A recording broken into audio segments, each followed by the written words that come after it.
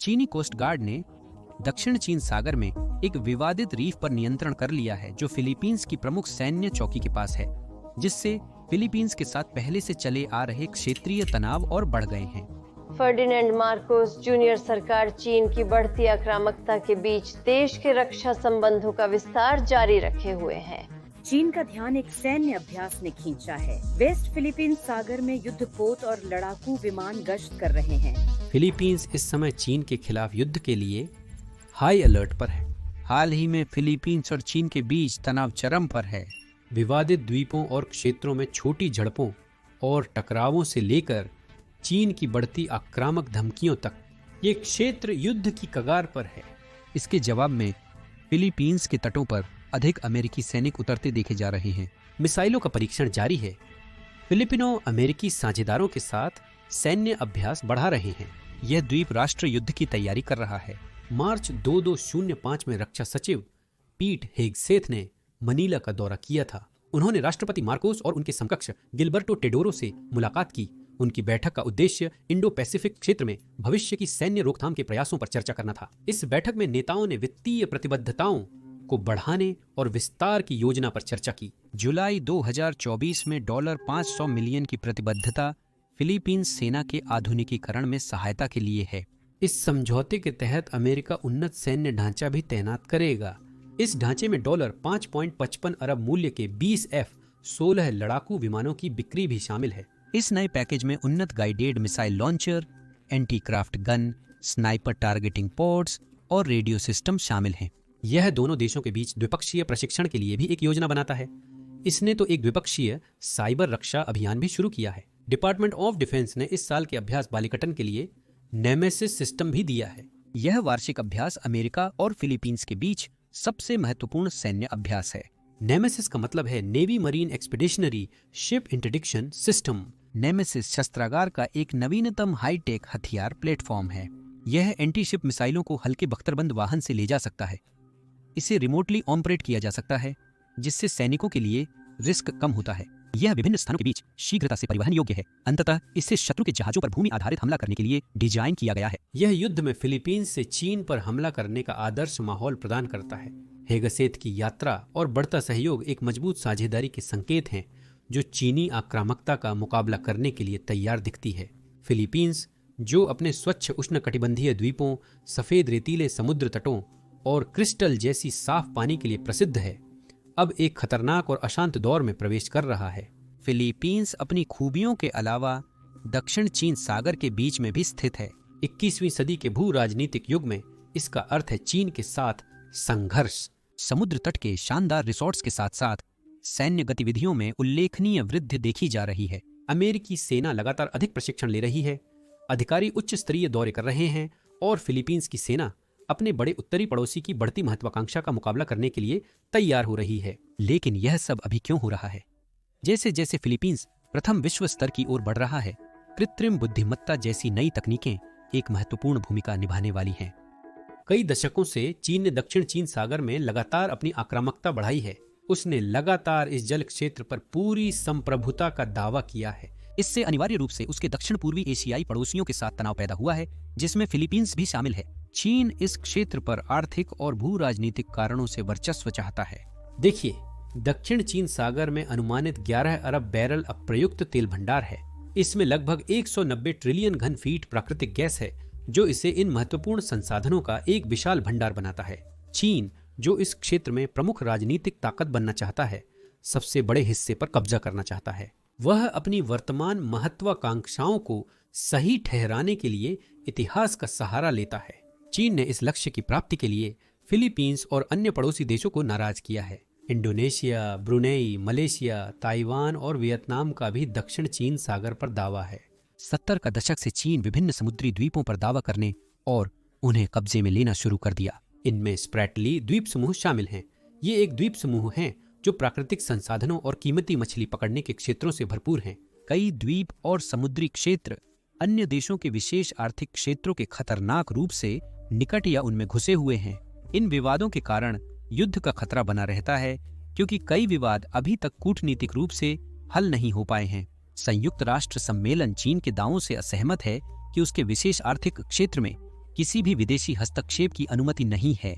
UNCLOS समुद्र में विशेष आर्थिक क्षेत्रों में नौवहन की स्वतंत्रता प्रदान करता है। 2016 में अंतर्राष्ट्रीय न्यायालय ने दक्षिण चीन सागर विवादों पर फिलीपींस के पक्ष में और चीन के विरुद्ध निर्णय दिया था। अंतर्राष्ट्रीय कानून की अवहेलना करते हुए चीन ने दक्षिण चीन सागर में अपनी भूमि हड़पने के प्रयास तेज कर दिए हैं और मौजूदा द्वीपों का विस्तार करके वहां इंफ्रास्ट्रक्चर स्थापित किया है। इसके अलावा उन्होंने बिल्कुल नए द्वीप भी निर्मित कर लिए हैं। बीजिंग ने इन विस्तारित और कृत्रिम द्वीपों पर बंदरगाह, सैन्य अड्डे और हवाई पट्टियां बनाई हैं, विशेष रूप से पारासेल और स्प्रैटली द्वीपों में।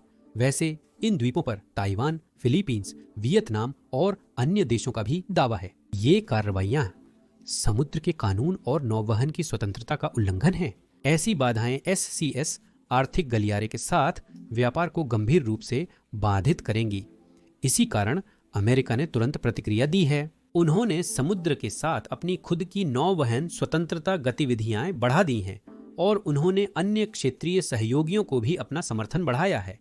हमें यहीं अमेरिका फिलीपींस संबंधों पर भी चर्चा करनी चाहिए। संयुक्त राज्य अमेरिका और फिलीपींस का एक बहुत ही खास लेकिन जटिल संबंध है, जिसकी शुरुआत 1988 में स्पेनिश उपनिवेशवाद के खिलाफ फिलीपींस क्रांति से हुई थी। अमेरिका ने उस संघर्ष में स्पेनियों के विरुद्ध निर्णायक रूप से हस्तक्षेप किया। स्पेन अमेरिका युद्ध में अमेरिका की जीत हुई और उसने स्पेन से फिलीपींस खरीद लिया। फिलीपीन और अमेरिका के बीच संबंध की शुरुआत उथल पुथल भरी थी। फिलीपीन वासियों ने अमेरिकियों के खिलाफ स्वतंत्रता का युद्ध छेड़ दिया। हालांकि फिलीपीन वासियों ने यह युद्ध हार गए। इस हार के बाद द्वीप द्वितीय विश्व युद्ध के बाद 1946 तक अमेरिकी शासन के अधीन रहे। द्वितीय विश्व युद्ध में जापान ने फिलीपींस पर कब्जा कर लिया था। इसके जवाब में उन्होंने कब्जे का विरोध करने के लिए अमेरिका के साथ गठबंधन किया। 1944 में फिलीपींस ने गठबंधन और युद्ध की तबाही के बाद पूरी स्वतंत्रता हासिल की। शीत युद्ध के दौरान उनका रिश्ता अस्थिर रहा। फिलीपींस की अर्थव्यवस्था के विकास के लिए अमेरिका के महत्वपूर्ण समर्थन की कमी इसका मुख्य कारण था। स्थिति और बिगड़ी जब अमेरिका ने जापान और दक्षिण वियतनाम जैसे अन्य पूर्वी और दक्षिण पूर्वी एशियाई देशों को अधिक सहयोग देना प्रारंभ किया। फिलीपींस ने शीत युद्ध के दौरान अमेरिका का समर्थन जारी रखा। 1921 में दोनों देशों ने आपसी रक्षा संधि पर हस्ताक्षर किए। इस संधि के तहत दोनों पक्षों ने यह वचन दिया कि अगर किसी एक पर हमला होता है तो वे एक दूसरे की रक्षा करेंगे। और बात यह है, चीन के साथ तनाव लगातार बढ़ने के बीच यह समझौता एक महत्वपूर्ण मिसाल कायम करता है। अगर अमेरिका या फिलीपींस पर चीन द्वारा हमला किया जाता है तो उन्हें अपने साथी का समर्थन और रक्षा करनी होगी। तब से दोनों देशों ने सैन्य सहयोग बढ़ा दिया है। कोरियाई युद्ध 1950-1953 में फिलीपीनी सैनिकों ने कम्युनिस्टों से लड़ाई की थी। इसी दौर में अमेरिका ने फर्डिनेंड मार्कोस की तानाशाही का समर्थन किया, क्योंकि मार्कोस अपनी कम्युनिस्ट विरोधी नीतियों के लिए जाने जाते थे। अमेरिका को क्लार्क एयर बेस और सुबिक बे नेवल बेस जैसे मौजूदा सैन्य ठिकाने बनाए रखने की अनुमति देना सबसे महत्वपूर्ण था। ये स्थान 1960 के अंत और 1970 के शुरू में वियतनाम में अमेरिकी युद्ध में महत्वपूर्ण भूमिका निभाते थे। मार्कोस शासन ने अमेरिकी समर्थन से मुस्लिम और कम्युनिस्ट विद्रोहों का दमन किया। अमेरिका ने मार्कोस को इन सहयोगों के बदले राजनीतिक समर्थन दिया, जो उनके शासन को मजबूती प्रदान करने में सहायक रहा। हालांकि अमेरिकी शासनकाल के दौरान फिलीपींस में अमेरिकी ठिकानों की संख्या और आकार में क्रमिक कमी आई। 1970 तक इनका स्वामित्व औपचारिक रूप से फिलीपींस सरकार को सौंपा गया। 1988 में राष्ट्रपति मार्कोस को पद से हटाया गया, जिससे उनकी क्रूर तानाशाही समाप्त हुई। बाद में कोराजॉन एक्विनो के नेतृत्व में फिलीपींस ने लोकतंत्र अपनाया। 1990 के दशक की शुरुआत में फिलीपींस की सीनेट ने अमेरिकी सैन्य ठिकानों के पट्टे को नवीनीकृत न करने का फैसला किया। 1990 में अमेरिकी सेनाओं को वापस बुला लिया गया।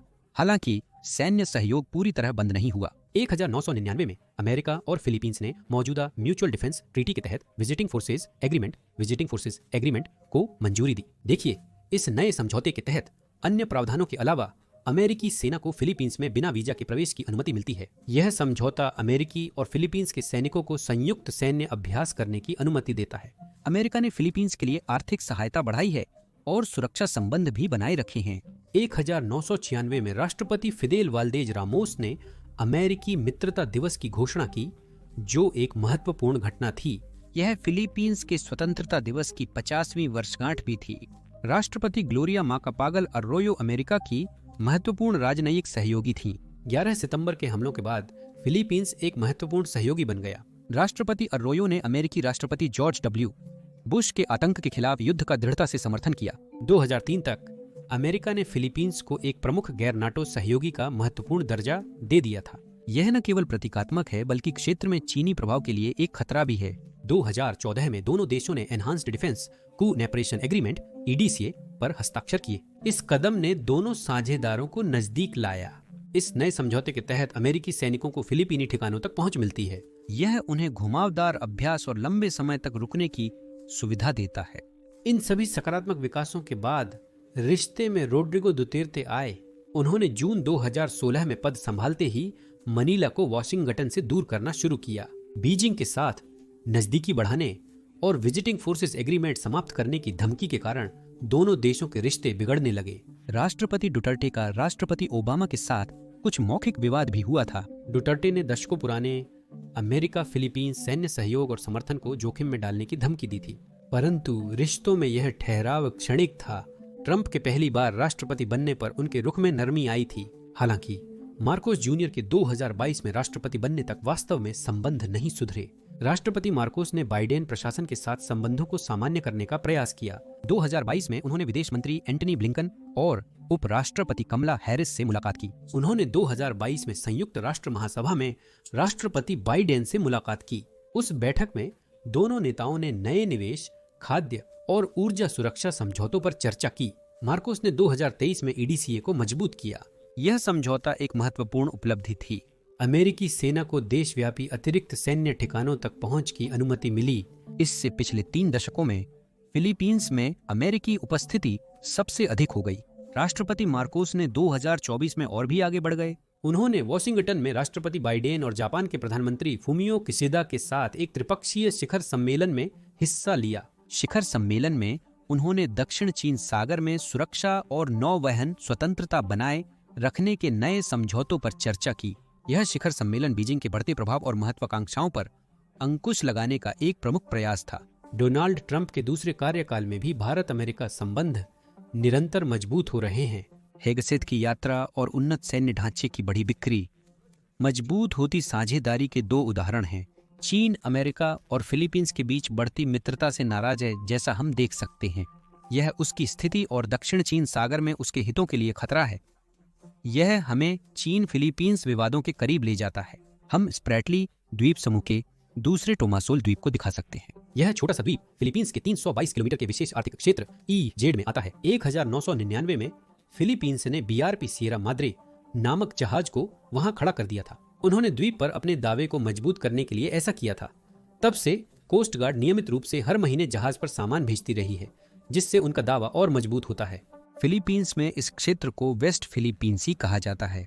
हाल ही में चीनी कोस्ट गार्ड ने फिलीपींस के पुनः आपूर्ति मिशनों में बाधा डालना शुरू किया है। 2023 से शुरू होकर इन कार्रवाइयों से कुछ शारीरिक झड़पें हुई हैं। ये आक्रामक रणनीतियां युद्ध के खतरे को और बढ़ा रही हैं।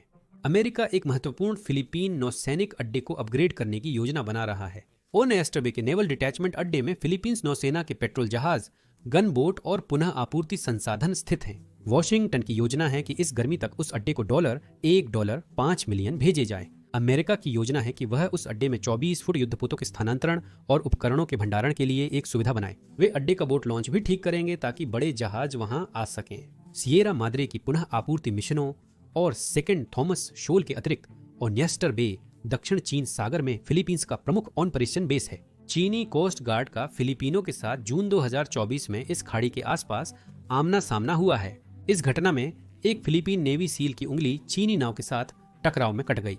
तो इस बढ़ती चीनी आक्रामकता के साथ दोनों देशों के बीच संबंध बहुत नाजुक हैं और इस समय ने अमेरिका फिलीपीन साझेदारी को पहले से कहीं ज्यादा महत्वपूर्ण बना दिया है। 2014 EDCA के विस्तार के दूरगामी प्रभाव होंगे। ये प्रभाव फिलीपीन की सुरक्षा के बाहर भी जा सकते हैं। ताइवान के भविष्य को लेकर अमेरिका और चीन के बीच तनाव हाल में बढ़ा है, जो द्वीप तक फैल सकता है। जब तत्कालीन स्पीकर नैन्सी पेलोसी ने द्वीप का दौरा किया था 2022 में, बीजिंग ने उसके चारों ओर अपनी सैन्य गतिविधियां काफी बढ़ा दी थीं। यदि चीन कभी ताइवान पर पूर्ण आक्रमण करता है तो अमेरिका फिलीपींस की अपनी रणनीतिक स्थिति का उपयोग प्रतिरोध के लिए कर सकता है, विशेष रूप से उत्तरी द्वीपों और लुजोन में, जो चीन के निकट हैं। लुजोन फिलीपींस का सबसे बड़ा और अधिक आबादी वाला द्वीप है यह द्वीप अमेरिकी सैन्य सुविधाओं और संसाधनों को रखने के लिए तैयार है। फिलीपींस अब महाशक्तियों की प्रतिद्वंद्विता के महत्वपूर्ण चौराहे पर है। यह अब केवल स्वर्गीय पर्यटन के लिए एक उष्णकटिबंधीय सीमा नहीं रह गया है। फिलीपींस एक संभावित युद्ध के केंद्र बिंदु के रूप में उभर रहा है। अमेरिका दक्षिण पूर्व एशिया में पूरी ताकत के साथ वापस लौटा है। दूसरी ओर चीन दक्षिण चीन सागर में अपना प्रभुत्व कायम रखने का प्रयास कर रहा है। एक उच्च दांव वाले भू राजनीतिक टकराव के लिए मंच तैयार हो चुका है। फिलीपींस को ताइवान और अपने भविष्य के लिए रोकथाम और कूटनीति में संतुलन बनाना होगा। यह देखना बाकी है कि यह हासिल हो सकता है या नहीं। फिलहाल एक बात साफ है, मनीला एशियाई दिग्गज का सामना करने के लिए अमेरिका के पूरे समर्थन के साथ सक्रिय रूप से तैयारी कर रहा है। अब यह इंडो पैसिफिक शतरंज के खेल में एक मोहरा मात्र नहीं रहा, यह एक महत्वपूर्ण खिलाड़ी बनता जा रहा है।